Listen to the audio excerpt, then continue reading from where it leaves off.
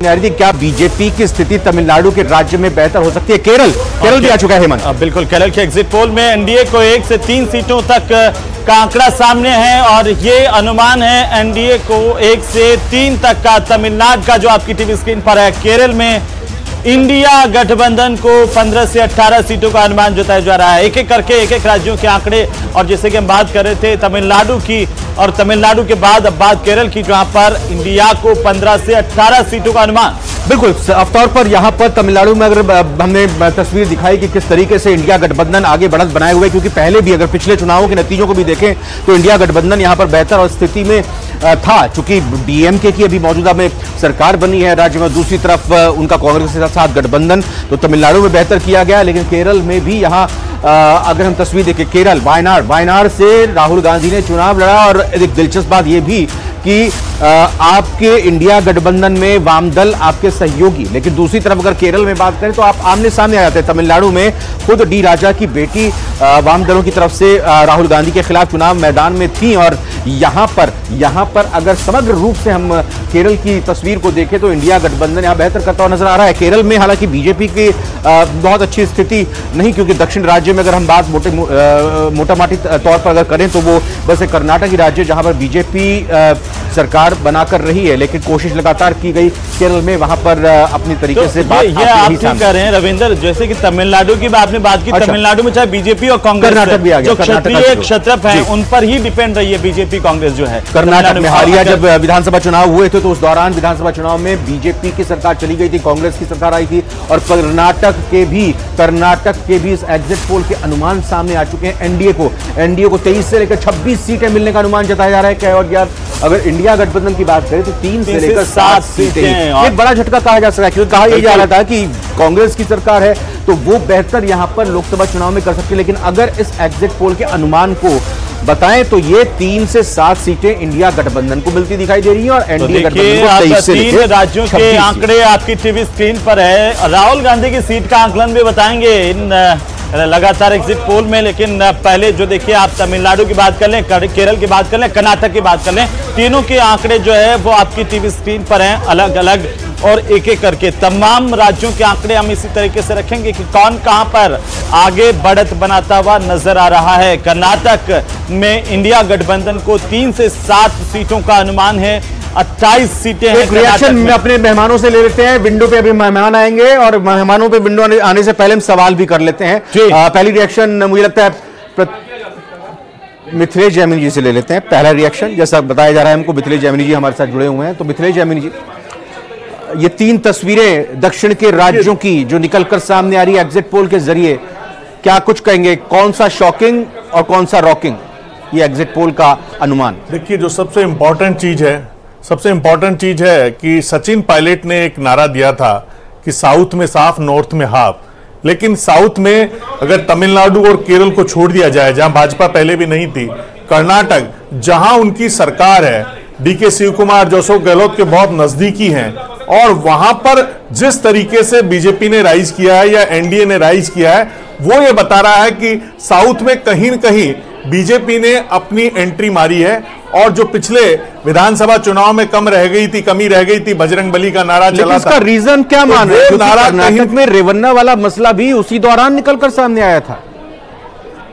देखिए, रेवन्ना वाला मुद्दा नजर आया था, लेकिन जो कहीं न कहीं प्रधानमंत्री नरेंद्र मोदी ने बहुत संजीदगी के साथ एक बॉल डाली, और वो बॉल दी कि मुस्लिम आरक्षण वाली, कि आपका आरक्षण छीनकर मुस्लिमों को दे दिया जाएगा। और उसके बाद में जो वहां पर लिंगायत समुदाय के जो बड़े नेता हैं, और जिस तरीके से उन्होंने उनके तमाम जो धार्मिक मठ है उन पर बीजेपी ने फोकस किया, और लिंगायत कम्युनिटी को बड़ी संख्या में जो विधानसभा चुनाव में उनसे टूट कर चली गई बिल्कुल साहब, उसी का नतीजा है। और ज्यादा देखिए, अगर साउथ की हम बात करें, तेलंगाना के आंकड़े हमारे सामने हैं, हम वापिस आएंगे आपके पास लौट करके। एनडीए को 1 से 3 सीटें मिलने का अनुमान जताया जा रहा है रविंद्र। बिल्कुल, देखिए साफ तौर पर हमने तेलंगाना की यहाँ पर स्थिति बताई कि तेलंगाना में बेहतर प्रदर्शन जो बीजेपी उम्मीद कर रही थी। हालांकि अगर हम देखें तो बीजेपी का आंकड़ा लगातार यहाँ पर तेलंगाना को लेकर सामने आ रहा है। एक जल्दी से मेघवाल साहब भी हमारे साथ कांग्रेस से जुड़े हुए हैं, उनका रुख करते हैं। मेघवाल साहब, बहुत बहुत स्वागत आपका। ये बताइए, जो अभी स्थिति देखने को मिल रही है दक्षिण के राज्यों से शुरुआत करते हुए, तेलंगाना हो, केरल हो या तमिलनाडु, इंडिया गठबंधन बेहतर, लेकिन कर्नाटक में उम्मीद के लिहाज से वो स्थिति नहीं है। बात की जाए तो वहाँ पर सरकार और सरकार बनने के बाद चाहे महिलाओं के फ्री बस की बात रही हो, महालक्ष्मी हो, या उसके अलावा जो भी घोषणा पत्र में वादे किए गए थे वो सारे वादे पूरे हुए। अभी जिस तरीके से जयमिनी जी ने कहा कि लिंगायत का जो वहाँ विरोध था, वो विरोध आज भी वहाँ पर कायम है। जिस तरीके से वहाँ कर्नाटक में हमारी सरकार बनी, सरकार बनने के बाद जो बातें हुई और जो भाषण रहे माननीय प्रधानमंत्री जी के और अमित शाह जी के, उन भाषणों का वो इतना इम्पैक्ट वहाँ नहीं गया, क्योंकि वो ये बता नहीं पाए दक्षिण के राज्यों में कि हम यहाँ पर आप लोगों के लिए क्या करेंगे। आपने देखा कि किस तरीके से अमित शाह जी ने उड़ीसा में तमिलनाडु के खिलाफ बात करी कि कोई तमिल व्यक्ति उड़ीसा में आकर राज नहीं कर सकता। तो कर्नाटक के अंदर मैंने भी एक एग्जिट पोल का डेटा भी मेरे साथ है, मैं अगर उस डेटा को आपके डेटा से मिलान किया जाए तो बिल्कुल एग्जैक्ट वो डेटा बैठ रहा है और उसमें इंडिया गठबंधन की सरकार बनते हुए दिख रही है। तो कहीं ना कहीं जरूर ये बात आ रही है कि जो पायलट साहब ने कहा कि ये दक्षिण में साफ और नॉर्थ में हाफ होंगे, वो चीज बिल्कुल इसमें साफ नजर आ रही है। तो आप देखिएगा 4 जून को जो आपको नजर आएगा कर्नाटक में, आप मान के चलिए कि जो कर्नाटक के अंदर जो टोटल सीट है तकरीबन 28, उसमें से 25 से ज्यादा इंडिया गठबंधन जीतने वाली है। भरत जी, बराड़ साहब की एक टिप्पणी ले लेते हैं। बराड़ साहब, चुनाव विशेषज्ञ भी हमारे साथ है, एक छोटी सी टिप्पणी पहले बराड़ साहब की। बराड़ साहब, जो दक्षिण के आंकड़े हैं कैसे देख पा रहे हैं आप? दक्षिण में जो आंकड़े आपके सामने भी कर्नाटका के, तेलंगाना के आए हैं, इसके अलावा जब आंध्रा और उड़ीसा भी खोलेगा तो आपको पता चलेगा कि भारतीय जनता पार्टी बहुत अच्छे तरीके से साउथ में भी बढ़ेगी। और मुंगेरी लाल के हसीन सपने कांग्रेस को लेने की आदत है। जो नतीजे आएंगे उसके बाद ये मशीनों पर दोष देंगे। और जितने भी अनुमान एग्जिट पोल में अभी, चाहे वो 14 की बात करूं या 2019 की बात करूं, तो जितने भी अनुमान पूरे देश भर में लगे हैं, भारतीय जनता पार्टी ने उनसे कहीं आगे बढ़कर के रिजल्ट आया है और इस बार भी ऐसा ही होगा, मेरा ये मानना है। बिल्कुल, चुनाव विश्लेषक गुर्जर साहब भी हमारे साथ मौजूद है। ये बताइए सर कि ये जिस हिसाब से चुनाव हुए और नतीजे तो हालांकि 4 जून को आएंगे, लेकिन एग्जिट पोल की तस्वीर भी दक्षिण के 4-5 राज्यों के सामने आ रही है कि अब की बार 400 पार, हम उस संकल्प को सिद्ध करेंगे। इसलिए एग्जिट पोल की महत्ता भारतीय जनता पार्टी के कार्यकर्ताओं के लिए नहीं है। वो ऐसे लोग जिनको अपने ऊपर विश्वास नहीं था, वो शायद एग्जिट पोल की इंतजार कर रहे हैं। साथ हैं गुर्जर साहब, हमारे साथ हैं रविंद्र, जो हम गुर्जर साहब एक रिएक्शन ले रहे थे आपसे, अभी तक जो ये 4-5 राज्यों के एग्जिट पोल के अनुमान आए हैं सामने।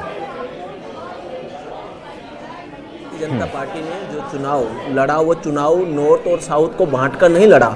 मैंने एक चीज इस चुनाव में गौर से देखा कि वो है कि भाजपा ने उतनी ही मेहनत साउथ में की जितनी नॉर्थ में की।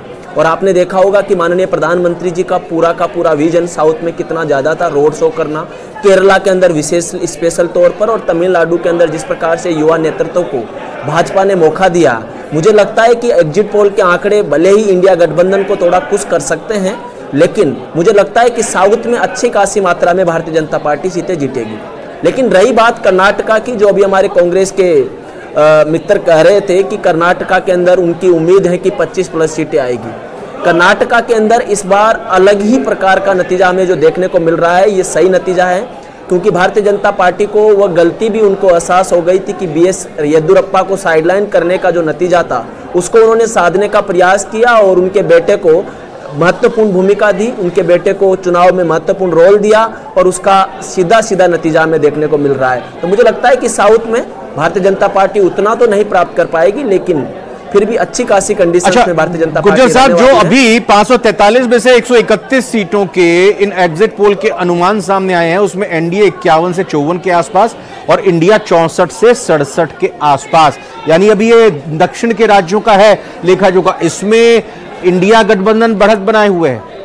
देखिए जब साउथ से मानसून आता है ना, तो मानसून सीधी लहर में आता है, लेकिन वो मेन सेंटर में आने के बाद वो फैल जाता है। तो अभी भारतीय जनता पार्टी का वो मानसून थोड़ा धीरे से निकला है। अब जैसे जैसे हम ऊपर की तरफ बढ़ेंगे, मुझे लगता है कि बीजेपी जो अपने नारे की तरफ बढ़ रही थी, हो सकता है कि 400 पार वो नहीं कर पाए, लेकिन इस कंडीशंस में रहेगी कि वो अपनी सरकार बनाएगी। रही बात कांग्रेस पार्टी और इंडिया गठबंधन के लिए, तो इंडिया गठबंधन ने इस बार चुनाव बड़े अच्छे से लड़ा, समझ कर लगा और लड़ने का उनका जो तरीका था, एक अच्छी तरीके से बैलेंसिंग तरीके से चुनाव लड़ा। लेकिन यही बात है कि कर्नाटका और तमिलनाडु के चुनाव के रिजल्ट और एग्जिट पोल से अगर वो इनको लगता है कि वो सरकार बना रहे हैं, तो मुझे लगता है कि कहीं मिठाई के डिब्बे कार्यालय में आने के बाद वापस ना जाना पड़े, ऐसा अभी उनको इंतजार करना चाहिए। और जैसे जैसे हम ऊपर बढ़ेंगे, मुझे लगता है बीजेपी अच्छी स्थिति में आने वाली है। अच्छा, वैसे जब नतीजे आते हैं तो अदर्स और जो इंडिपेंडेंट्स होते हैं उनकी सीटों पर नजर रहती है, लेकिन अब एग्जिट पोल भी अगर उसके अनुमान सामने आ रहे हैं तो अदर्स को भी हमें नजरअंदाज नहीं करना होगा। 14 से 17 उनके पास भी जाते हुए दिखाई दे रहे हैं, और 14 से 17 इंडिया या एनडीए में जुड़ जाएं, मिल जाएं, तो फिर कहानी कहां पहुंचती है? देखिए, भारतीय जनता पार्टी का पूरा रोड मैप तैयार है। भारतीय जनता पार्टी इस कंडीशन में भी है कि अगर सरकार बनती है तो अच्छे से हम बनाएंगे। अगर कम हमारे सदस्य पड़ते हैं और हम बहुमत के आंकड़े को पार नहीं कर पाते हैं, तो भारतीय जनता पार्टी ने पूरा रोड मैप बना रखा है। और निर्दलियों के साथ ही इंडिया गठबंधन के जो महत्वपूर्ण साथी है, उनसे भी भारतीय जनता पार्टी संपर्क में है। मुझे लगता नहीं इतने आसानी से भाजपा इस सत्ता को छोड़ने वाली है। देश का मूड तो भाजपा की तरफ दिख रहा है एग्जिट पोल्स में। अभी हालांकि प्रारंभिक तौर पर हमें लग रहा है कि भाजपा उस आंकड़े तक नहीं पहुंच पा रही है, क्योंकि अभी कई राज्यों के नॉर्थ के रिजल्ट आना बाकी है। लेकिन निर्दलियों को भी भारतीय जनता पार्टी मिस नहीं कर रही है। और एक चीज इस चुनाव में हमें देखना होगा, राजस्थान में आप देखेंगे रविंदर सिंह भाटी ने कभी मोदी जी का विरोध नहीं किया। रविंदर सिंह भाटी राजस्थान में चुनाव लड़े बाड़मेर जैसलमेर से, तो उन्होंने प्रधानमंत्री जी के खिलाफ या भाजपा के खिलाफ किस प्रकार की बयानबाजी नहीं की। कहीं ना कहीं उनका इमोशनल टच इस राष्ट्रवादी विचारधारा के साथ है। और यही नहीं, कई सारे देखिए, कराकाट से पवन सिंह चुनाव लड़ रहे हैं, कराकाट से पवन सिंह का कोई भी स्टेटमेंट आप प्रधानमंत्री मोदी या भाजपा के खिलाफ नहीं देखेंगे। तो कहीं ना कहीं ये इमोशनल टच है, चुनाव के बाद साध लिया जाएगा इनको। बराड़ साहब, जो अभी तक 131 सीटों की एग्जिट पोल के अनुमान निकलकर सामने आ रहे हैं, तो ये एक संकेत तो ये दे रहे हैं कि अब जो बाकी एग्जिट पोल के अनुमान निकलकर सामने आएंगे, जब क्लीन स्वीप करेंगे, पूरी तरह से सफाया करेंगे, तभी 400 पार जा पाएंगे। मतलब एनडीए तभी 400 पार हो पाएगा। बिल्कुल प्रचंड बहुमत के साथ भारतीय जनता पार्टी सरकार बनाएगी। अरे मैं इस एग्जिट पोल की बात कर रहा हूं सर। इस एग्जिट पोल के जरिए आप देखिए कि आपको 131 में से, जो मैंने पहले भी कहा, हाँ, एग्जिट पोल के नतीजों से हमेशा भारतीय जनता पार्टी का प्रदर्शन बहुत अच्छा रहा है। आप 14 और 19 के आंकड़े उठाएंगे तो आपको पता चलेगा। और इनकी जो तुष्टीकरण की राजनीति है उनको जनता समझ चुकी है। ये आंकड़े मात्र हैं, जो नतीजे 4 तारीख को आएंगे बिल्कुल प्रचंड बहुमत के साथ भारतीय जनता पार्टी पे और माननीय प्रधानमंत्री नरेंद्र मोदी जी पे पूरे देश ने विश्वास किया है और आगे भी बरकरार रहेगा। बिल्कुल। भरत जी आप बताइए, जो बराड़ साहब कह रहे हैं, दक्षिण में खास तौर पर अगर हम बात कर रहे हैं, ये जो आंकड़े आ रहे हैं, चाहे वो तेलंगाना की बात कर लें, केरल की बात कर लें, या फिर जो है तमिलनाडु की बात कर लें, कैसे देख रही है कांग्रेस पार्टी ने? देखिए, बराड़ साहब शायद भूल गए हैं कि अभी जो बीजेपी है वो 443 सीटों के लगभग चुनाव लड़ रही है। और अगर 400 पार इनको चाहिए तो तकरीबन 90% का स्ट्राइक रेट होना चाहिए, यानी कि 90% हर राज्य के अंदर इनको सीटें जीतनी चाहिए। राजस्थान में ये सीट लूज कर रहे हैं, पंजाब में ये लूज कर रहे हैं, यूपी में लूज कर रहे हैं, मध्य प्रदेश में लूज कर रहे हैं, महाराष्ट्र में लूज कर रहे हैं। आप ये देखिए 8 से 10 से ज्यादा ऐसे स्टेट है जहां पर ये लूज कर रहे हैं। तो ये जो बहुमत का आंकड़ा 272 है वो भी पार नहीं कर पाएंगे। और आपने जिस तरीके से अभी दक्षिण भारत का दिखाया, आप देखिए 64 से 67, यानी कि तकरीबन 10 से 15 सीटें अभी इंडिया गठबंधन जो है वो ओपिनियन पोल में आ गए। और अगर ट्रैक रिकॉर्ड देखा जाए तो केंद्र के अंदर 5 बार भारतीय जनता पार्टी की सरकार बनी है, उसमें से जो भारतीय जनता पार्टी की सरकार 4 बार बनी है वो तब बनी है जब जो वोटों का प्रतिशत था वो बढ़ा। लेकिन इस बार आपने देखा कि वोटों का प्रतिशत पूरे के पूरे 7 चरणों में कम रहा। जो 2019 का वोटिंग प्रतिशत था, 2014 का वोटिंग प्रतिशत था, उससे डाउनफॉल जाता गया।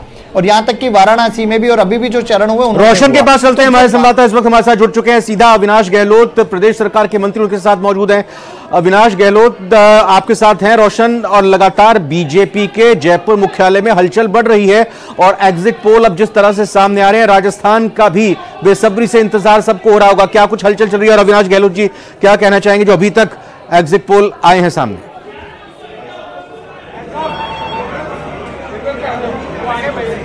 रोशन, आप तक आवाज पहुंच पा रही है? आप टीवी स्क्रीन पर हैं और हम ये जानना चाह रहे हैं कि अविनाश गहलोत क्या कह रहे हैं, उनकी प्रतिक्रिया क्या है?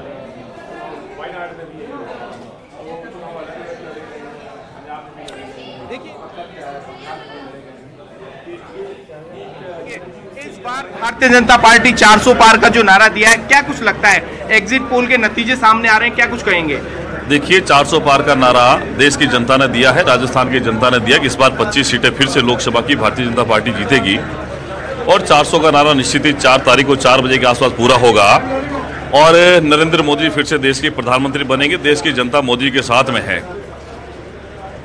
क्या कुछ लगता है इस बार जिस तरीके से एग्जिट पोल के जो नतीजे आ रहे हैं, कांग्रेस जो इंडिया गठबंधन है, पहले इसने वॉकआउट किया, फिर से कहा जा सकता है कि क्या कुछ कहेंगे इनसे?